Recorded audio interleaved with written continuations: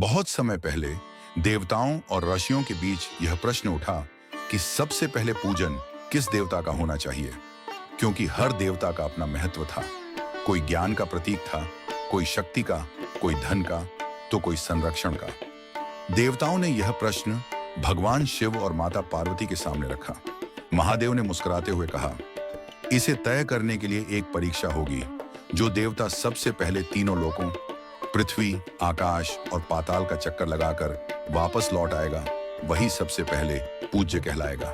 भगवान शिव पार्वती के बड़े पुत्र कार्तिकेय का वाहन था तेज गति वाला मोर। वे तुरंत अपने मोर पर सवार होकर निकल पड़े।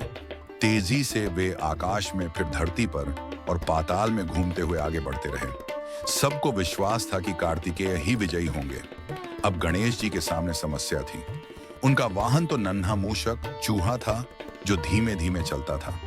गणेश जी समझ गए कि अगर वे कार्तिकेय की तरह यात्रा करने निकलेंगे तो कभी भी जल्दी वापस नहीं आ पाएंगे। गणेश जी विचार करने लगे, सच्चा ब्रह्मांड क्या है?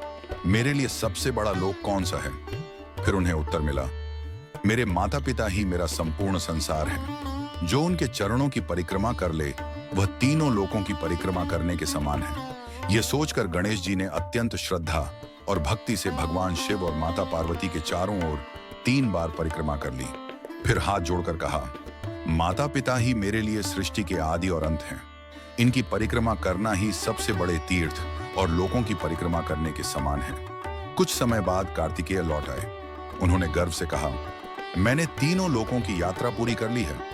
तभी भगवान शिव ने मुस्कुराकर कहा, कार्तिकेय, तुमने अपने पराक्रम से तीनों लोकों की परिक्रमा की है, परंतु गणेश ने अपनी बुद्धि और भक्ति से अपने माता पिता की परिक्रमा करके सिद्ध कर दिया कि माता पिता ही संपूर्ण ब्रह्मांड हैं।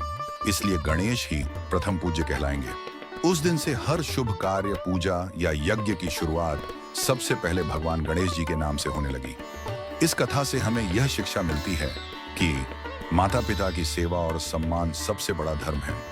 केवल शक्ति ही नहीं, बुद्धि और श्रद्धा भी जीवन में सफलता दिलाती है। अगर आपको यह कहानी अच्छी लगे तो चैनल को सब्सक्राइब करें और वीडियो को लाइक व शेयर करना न भूलें।